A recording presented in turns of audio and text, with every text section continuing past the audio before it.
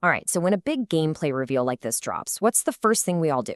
We geek out over the graphics, right? The new web swinging mechanics, the combat moves. But what if I told you that the real magic in the Spider-Man 2 gameplay reveal wasn't just the gameplay?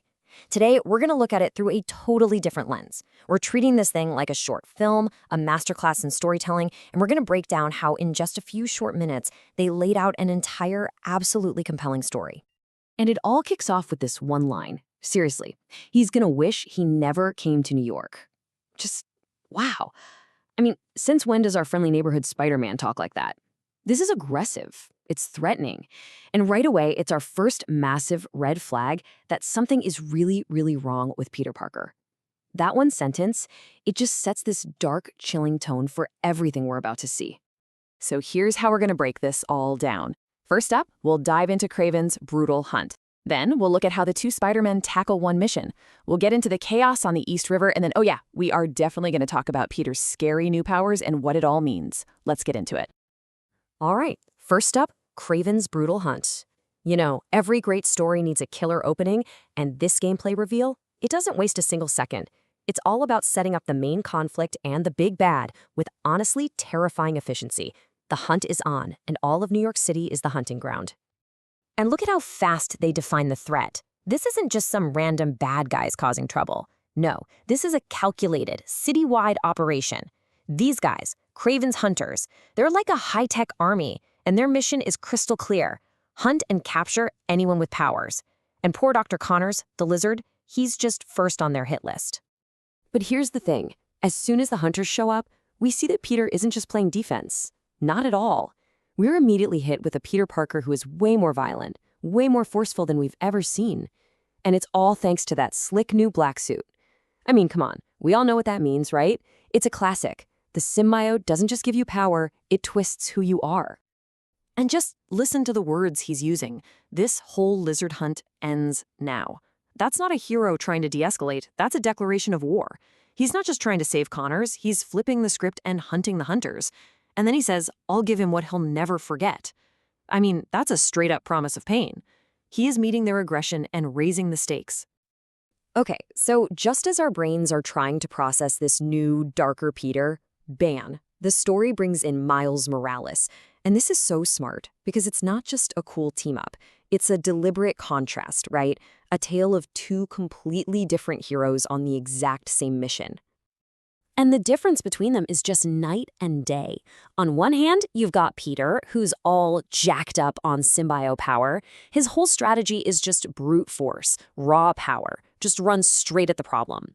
But then you've got Miles. He's all about strategy, right? He's using his smarts, hijacking their tech like that hunter drone, and working with Gink. It's like brains versus brawn.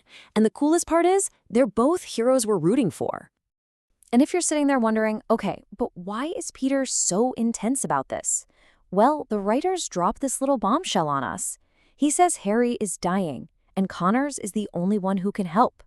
And just like that, this isn't about stopping a monster anymore. It's about saving Peter's best friend. This one line just cranks the personal stakes up to 11. So we've got our players, we've got the stakes. What happens next? The story just explodes. We go from this hunt in Queens to this absolutely massive chase across the East River. The conflict is officially escalating, and it is epic. And right in the middle of all this mayhem, we get this awesome teamwork moment. This gunship is just too powerful. They can't get close. But then Miles, using his brain, remember, realizes his hijacked drone can get in there. And Peter, using that raw symbiote power, comes up with the alley-oop. It is the perfect blend of their two styles. It's brains and brawn coming together, and it just shows you that when they team up, they're basically unstoppable. So the gunship's down, the big threat is gone. For a second, you think, okay, they won. But this is where the story takes a really dark turn. The end of this gameplay demo, it isn't about action at all. It's about something much, much more disturbing. What is happening to Peter Parker? The adrenaline starts to fade, and what we're left with is this quiet, super tense conversation. This is the cliffhanger, and it's delivered completely through dialogue, all of it pointing to this massive change in who our hero is. And it all starts with Genke. He's kind of the new guy here, so he's basically us, the audience. He asks the exact question that's on all of our minds. He's not normally like that, right? His confusion, his concern, it tells us that, yeah, this isn't normal. Peter's behavior is weird, it's out of character, and honestly, it's pretty scary. But man, it's Miles's response that just lands like a punch to the gut. No, he's never like that. It's not just what he says, it's how he says it. It's so quiet, so serious, just filled with dread. And think about it, this is coming from Miles, the guy who sees Peter as his mentor, his big brother. That's all the proof you need. He's not just saying Peter's acting different. He's saying the Peter he knows might be gone. And then we get the final line, the mic drop. It's so chilling. Miles points out the obvious danger, right? He says about the lizard, he's got big teeth. And Peter's response? So do I. Whoa. In just 2 words, he completely stops identifying as a hero and starts identifying with the monster they were just fighting. He isn't just using the symbiote's power anymore. He's embracing what it is. Okay, so let's pull it all together. What does this all mean? In just a few minutes of gameplay, they didn't just show us cool new moves. They gave us the entire foundation for the game's story. So, what are the big takeaways? 1.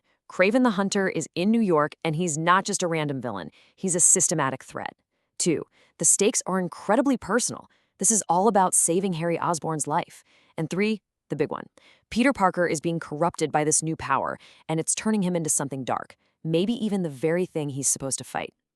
And all of that leaves us with one final haunting question. We know the game is about Kraven's big hunt, but after seeing that darkness in Peter, you really have to wonder, in this new hunt, is Spider-Man the predator, or is he the prey?